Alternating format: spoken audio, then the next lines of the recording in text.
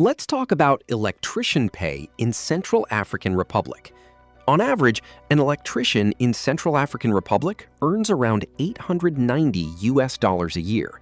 That is the average annual gross salary before tax, but tax takes a share and leaves an after-tax electrician income of around $750. That brings home roughly $63 a month.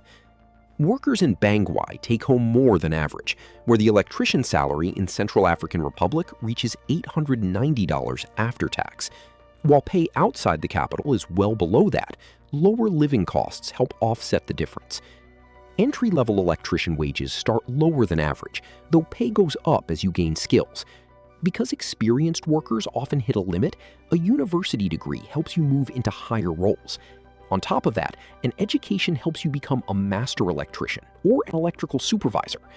You'll also see big differences depending on who hires you, since small local firms pay a fraction of what large international employers offer.